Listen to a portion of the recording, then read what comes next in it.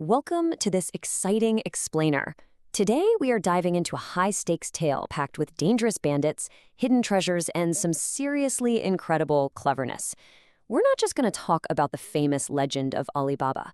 We're actually going to experience the suspense, the brilliant tactics, and the ultimate showdown between one really smart family and 40 ruthless thieves. So let's jump right in. Open sesame, open. You've probably heard those words before, right?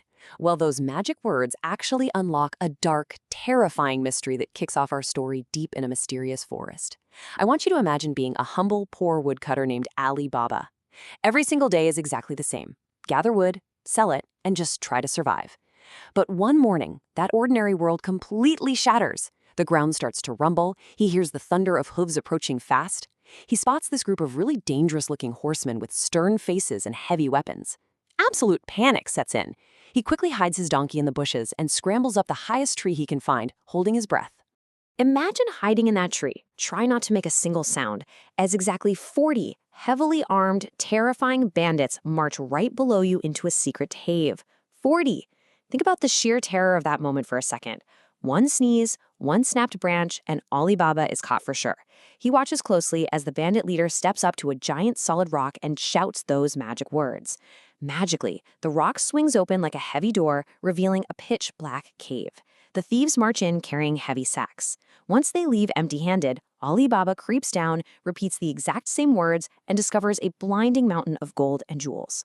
Now, Alibaba is smart and he's humble. He takes only 3 sacks of gold, which is just enough for his donkey to carry, and goes home to his wife in a state of total shock. But here is where the tension really ratchets up.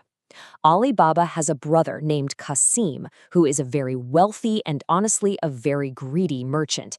And as you might guess, keeping a massive magical secret from someone who is completely obsessed with money, yeah, that's almost impossible. When Alibaba's wife goes to borrow a measuring bowl to count their new gold, Kasim gets super suspicious. He knows his brother is penniless, so he pulls a trick. He deliberately smears a sticky drop of honey right at the bottom of the bowl. When they return it, Kasim turns it over and boom, he finds a shiny gold coin stuck right there. He immediately threatens to hand Alibaba over to those ruthless bandits unless he spills the magical secret. So Kasim forces the secret out of him. He sneaks into the cave, fills his sacks with jewels, but then, oh no, this is the ultimate nightmare scenario. He completely forgets the magic words to escape. And Kasim doesn't just bring a few bags, he brings 2 whole mules to haul away the treasure. He confidently marches up to the rock, says the words, and steps into the darkness. The heavy door grinds shut behind him. Mesmerized by all of that blinding treasure, he fills his sacks to the absolute bursting point. But when he finally turns back to the heavy stone door to leave, his mind goes totally blank. His heart is pounding right out of his chest as he shouts the wrong passwords faster and faster in total panic. Open wheat, open barley, open pear, open apple. He's just screaming at the stone, sweat pouring down his face. You can almost feel the claustrophobia setting in as the air in that dark cave starts getting thinner. The magical rock remains perfectly still. He is trapped like a mouse in a trap of his own making, surrounded by literally all the gold in the world, which is suddenly completely useless to him. And just when that claustrophobic panic peaks, he hears them, the terrifying, heavy footsteps of the returning bandits. Imagine Kasim's sheer terror here. In the pitch black, he hears the deep rumble of 40 horses right outside. The bandits spot his mules waiting by the entrance. They draw their sharp swords, the metal scraping loudly in the quiet forest. And then the booming voice of the leader echoes through the solid stone. Open sesame, open the rock, open. The giant door begins to slide away, letting in a blinding sliver of daylight. The bandits find Kasim trapped right inside. Standing there blocking his only way out are 40 furious, heavily armed thieves protecting their magical hoard. Kasim pleads and begs, but there are 0 second chances with these guys. Without any mercy, they punish him on the spot. When Kasim doesn't come home, Alibaba bravely sneaks back to the dark cave, only to find the tragic results of his brother's greed. He brings the sad news back, and the family vows to keep the magical cave an absolute secret. And that leads us into our next chapter, the cat and mouse game. The angry bandits soon realize some of their treasure is missing, so they send a spy into the city. This spy sneaks up to Alibaba's house in the dead of night and scratches a secret, chilling mark on the wooden door. It's basically a bullseye, targeting them for a midnight attack. But the very next morning, Alibaba's brilliant wife spots it. Her sharp eyes instantly catch the strange mark. She doesn't panic at all. Instead, she gets right to work. To confuse those terrifying thieves, she races up and down the street in secret, drawing the exact same symbol on every neighbor's door to protect her family. I mean, it's a stroke of absolute genius. Imagine the bandits creeping into the neighborhood that night, swords drawn, ready to strike. They look for the marked door, but suddenly, there's a mark on the house to the left, and the house to the right. Every single door on the entire street has the exact same menacing symbol. The ruthless thieves are completely baffled, and they're forced to retreat into the shadows. Alibaba's wife just single-handedly outsmarted 40 seasoned bandits. Next up, danger in the jars. The bandit leader is absolutely furious now. He disguises himself as an oil merchant and brings 40 massive jars right into Alibaba's courtyard. He puts on this big, fake smile, knocks on the door, and asks if he can sell them some olive oil. Alibaba, being the generous guy he is, welcomes this stranger into his home. But you guessed it, these aren't filled with olive oil. In almost every single massive clay jar, a fully grown, heavily armed thief is crammed inside, knees to his chest, waiting in the pitch black for the signal to strike.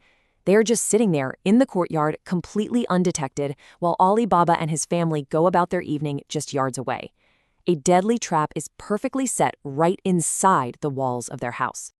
Later, as she walks by the jars in the dark, the wife hears these chilling, terrifying whispers echoing from inside the pots. Shall we come out? No, not yet. Can you even imagine walking through your own quiet courtyard at night and suddenly hearing the hollow, echoing whispers of armed men coming from giant clay jars? It would freeze your blood. But once again, Alibaba's wife doesn't scream, she doesn't run away. She instantly figures out the horrifying truth of the merchant's disguise. The assassins are already inside the gates.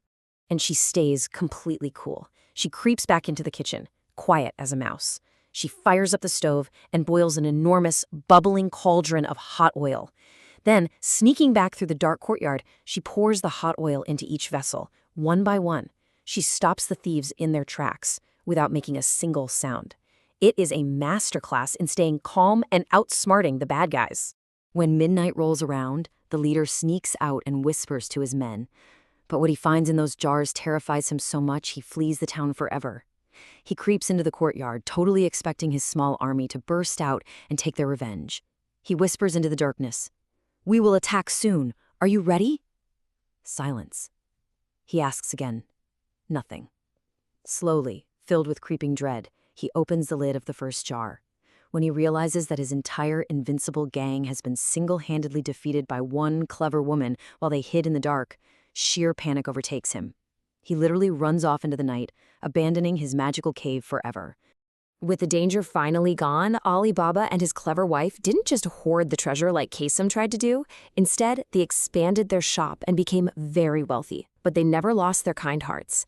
They distributed gold coins to anyone in need at the market, and they made sure no stray animal in the city ever went hungry. The curse of the bandits' greed was completely broken and transformed into kindness for the whole community. So the absolutely crucial point here is how you choose to use the gifts you receive. It leaves us with a really big question to think about tonight. Whose path would you choose? Would you let greed blind you until you forget the magic words to your own happiness, trapped all alone in the dark? Or would you use your wits to protect your family and then generously share your good fortune with the world? You see, the secret of the magic cave isn't just knowing how to open the door. It's knowing exactly what to do once the door is open. Thanks for joining me for this amazing explainer, and I'll see you next time.